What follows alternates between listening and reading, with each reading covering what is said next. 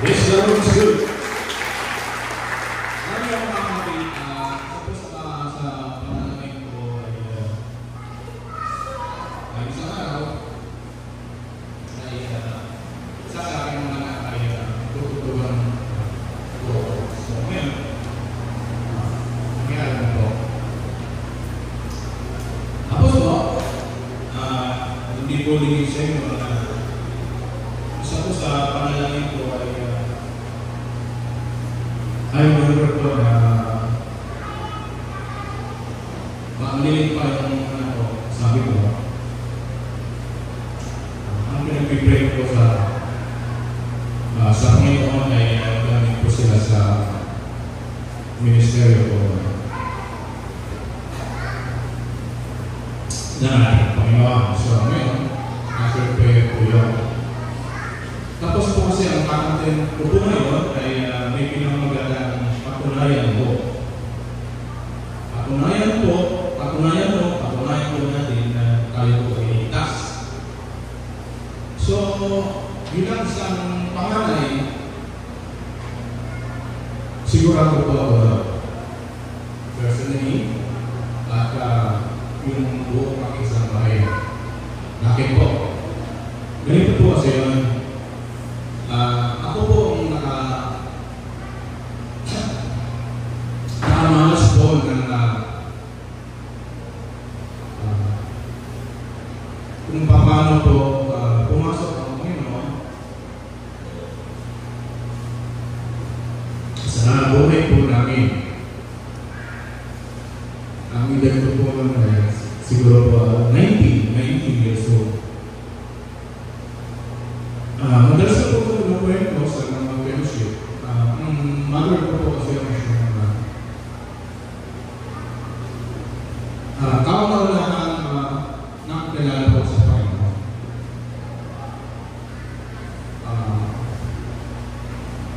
Nagpunta sa Manila humingi ng tulong para po sa tatay ko na gusto kong mag-abroad. Pero ang nangyari po ay wala pong nakilang, wala pong nakilang pera. Pero ang pinagtataka ko po bakit walang pera, pero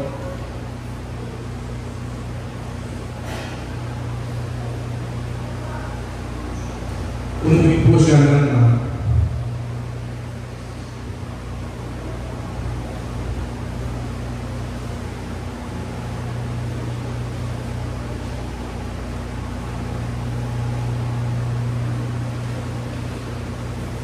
umuwi po nga may ng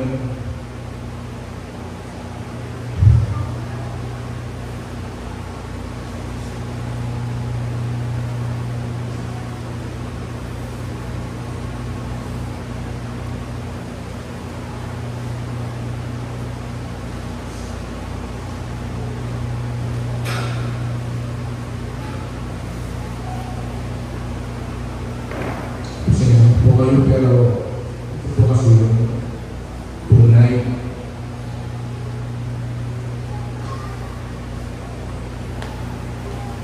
Muwi po nga ito ng masaya-masaya. So ako po ay nagkakaka. Kasi bilang isang panganay, lumaki po ako ng talagang lahat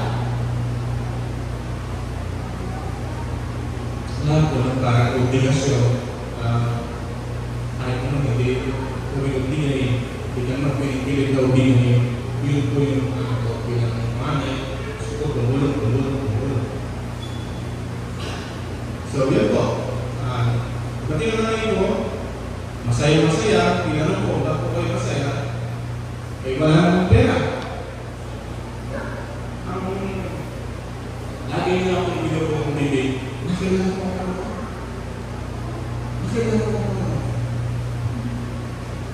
Siyempre, ano yun? Siyempre, sa akin, bilang ano yun? Pero po nagsimula. Doon po nagsimula na baguhin po ng Panginoon ang buhay namin lahat.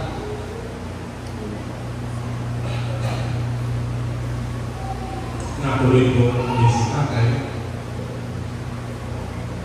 Tapos po, lahat po kami ngayon. Nagpakilala po talaga ang Panginoon. Kaya, yung sinasabi po sa meeting, patunayan mo, ako po ay malakas loob na sasabihin na sigurado po ako, sigurado po ang aking pamilya.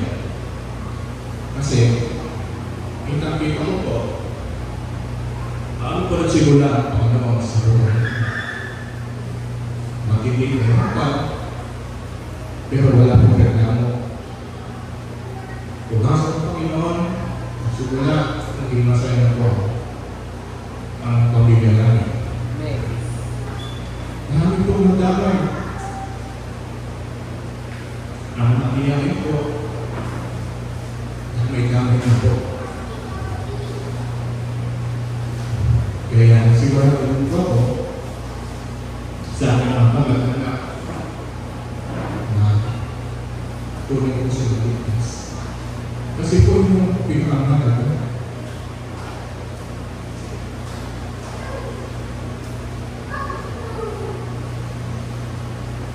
kaya ang abutin ko po ngayon sa pinto niya, patunayan mo.